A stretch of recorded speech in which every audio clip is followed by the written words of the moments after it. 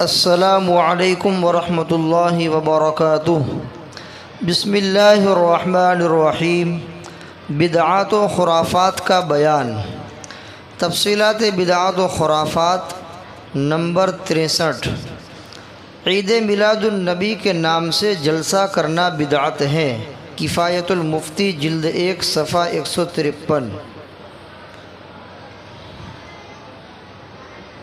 عید میلاد النبی منانا اور اس کے لیے جلسہ کرنا یہ بدعت ہے، شریعت میں اس کا کوئی ثبوت نہیں ہے۔ نمبر 64۔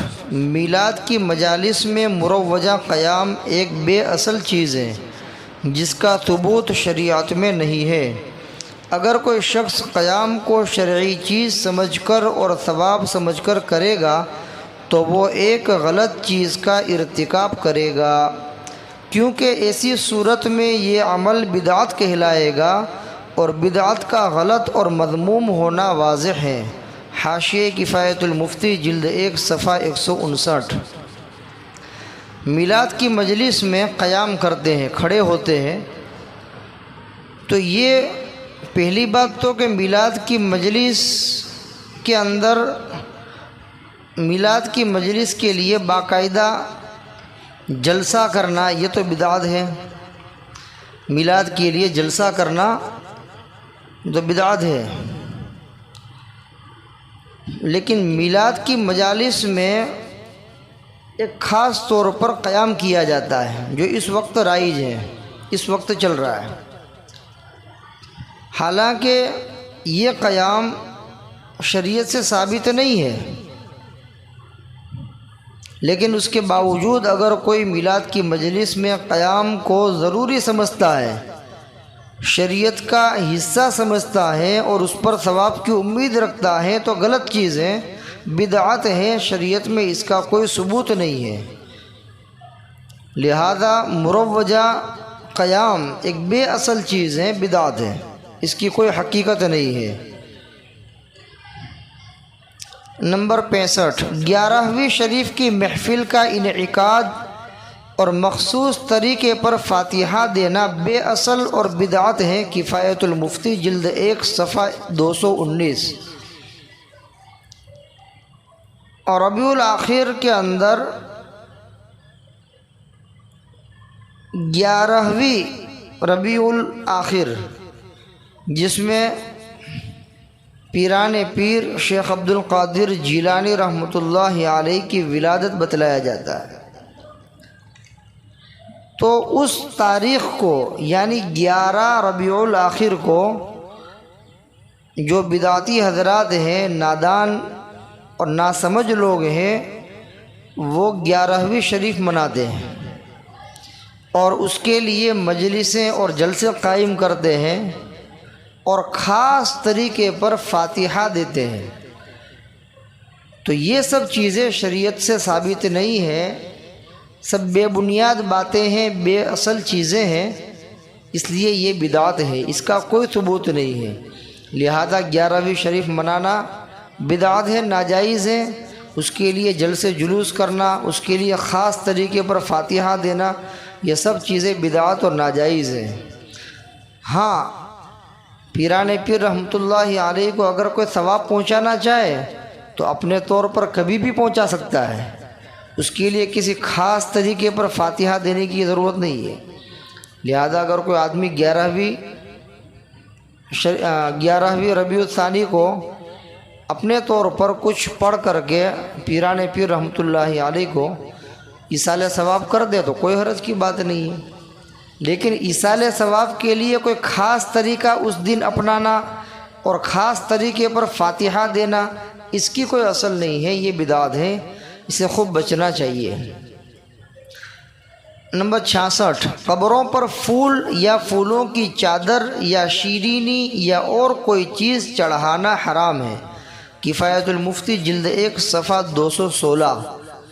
بحوالہ اپنے ایمان و اعمال کی حفاظت کیجیے، صفحہ 123 124۔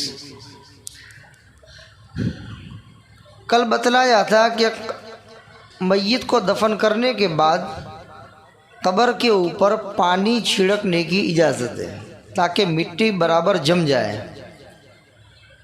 لیکن قبروں کے اوپر پھول چڑھانا یا پھولوں کا ہار بنا کر کے اس کے اوپر رکھنا یا کوئی چادر چڑھانا، مٹھائی اس کے اوپر رکھنا یا مٹھائی چڑھانا، یہ سب چیزیں ناجائز اور حرام ہیں۔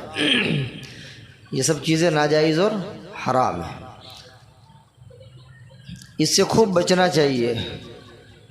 اکثر جو نادان لوگ ہوتے ہیں وہ اس طریقے کی خرافات کرتے رہتے ہیں۔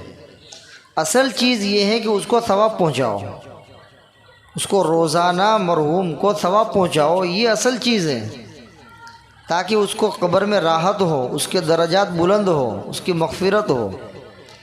اس کو ایک ایک سبحان اللہ کے ثواب کی ضرورت ہے۔ اب وہ قبر میں جا کر کتنا ہی قرآن پڑھ لے اگر اللہ اس کو موقع دے، کتنی ہی نمازیں پڑھ لے اگر اللہ موقع دے، لیکن اس کا وہاں جا کر کے نماز پڑھنا یا قرآن پڑھنا کوئی کام نہیں آئے گا۔ ایسے اللہ والے گزرے ہیں جو قبر کے اندر نمازیں پڑھتے تھے، قبر کے اندر قرآن شریف پڑھتے تھے، لیکن قبر میں جانے کے بعد اعمال صالحہ کا کر لینا یہ کوئی فائدہ دینے والا نہیں ہے۔ فائدہ جو دے گا وہ دنیا کے اندر رہتے ہوئے اگر کسی نے ایک مرتبہ بھی سبحان اللہ کہا تو یہ فائدہ دے گا۔ قبر میں جانے کے بعد اگر کروڑوں مرتبہ سبحان اللہ پڑھ لو اس کا کوئی فائدہ نہیں ہے۔ تو اصل چیز یہ ہے کہ مرحوم کو ثواب کی ضرورت ہوتی ہے تو اس کے پیچھے روزانہ وقتاً فوقتاً اس کو ثواب پہنچاتے رہنا چاہیے، یہ اصل چیز ہے۔ لیکن انسان اس کو چھوڑ کر نئی نئی خرافات اور بدعات کے اندر مبتلا ہوتا ہے جس کا ثواب کچھ نہیں بلکہ خود ان چیزوں کو اپنانے کی وجہ سے گنہگار ہوتا ہے، بدعات کا ارتکاب کرنے کی وجہ سے گنہگار ہوتا ہے۔ جیسے قبروں کے اوپر پھول چڑھانا یا یہ کہ پھولوں کا ہار ڈالنا، چادر چڑھانا، شیرینی چڑھانا، یہ سب چیزیں شریعت سے ثابت نہیں ہے، بدعات اور خرافات کی قبیل سے، بلکہ سخت گناہ اور حرام ہے۔